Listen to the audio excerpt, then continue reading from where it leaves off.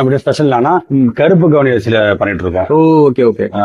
No sugar, no maida, no egg. So அந்த மாதிரி ஒரு ஆர்கானிக்ஸா பண்ணிட்டு இருக்கோம். ப்ரோ வேஃபல்ஸ்ல என்ன ஐட்டம் இருக்கு? ப்ரோ வேஃபல்ஸ் நம்மகிட்ட ஒரு 10 ஃபிளேவர்ல இருக்கு ப்ரோ.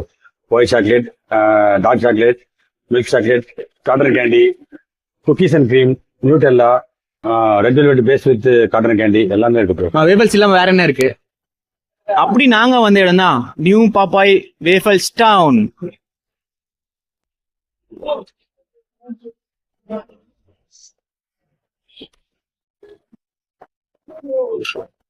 Taste ultimate. ஃபர்ஸ்ட் சாப்பிட்டது டேரி மில்க், இது மில்கி பார். நேம் எப்படி ப்ரோ பாப்பாய் வைக்கணும்னு தோணுது? நானும் 90s கிட்ஸ். நம்ம 90s கிட்ஸுக்கு நிறைய பேர் இருப்பாங்க. ஆமா, அதனால வச்சேன். ஆனா வச்சது எல்லாம் ஹாப்பியா இருக்காங்க. ஓகே, பாத்துட்டு கேக்குறாங்க. இதுதான் பாப்பாய் சேலர் மேன். ஆமா, ரொம்ப நாளைக்கு திரும்ப பாப்பாயை கூட்டு வந்தான்ற மாதிரி ஒரு ஃபீல் ஆயிடுச்சு. ஆலிவ் ஆலிவா? ஸ்வீட் இல்ல, ஒல்லியா இருப்பாங்க. ஆலிவ் ஸ்வீட் இல்லையா? அதான் பாப்பாயின்னு கூப்பிடுவாங்க. அவங்க சொல்றாரு இந்த மாதிரி நீங்க பாத்துருக்கீங்க, அவனுக்கு தெரியாது. எனக்கு பாப்பாய் தெரியும்னா நான் பார்த்தது இல்ல.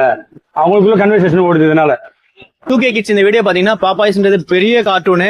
அந்த காலத்துல ஆதிக்கம் செலுத்தின டாம் அண்ட் ஜெரியும் பாப்பாய் மட்டும்தான். சோ அந்த பாப்பாய் ஞாபகம் விதமா அண்ணன் வந்து பாப்பாயின்னு பேர் வச்சுக்காரு. பாப்பாய் கிடையாது, நியூ பாப்பாய். நியூ பாப்பாய்.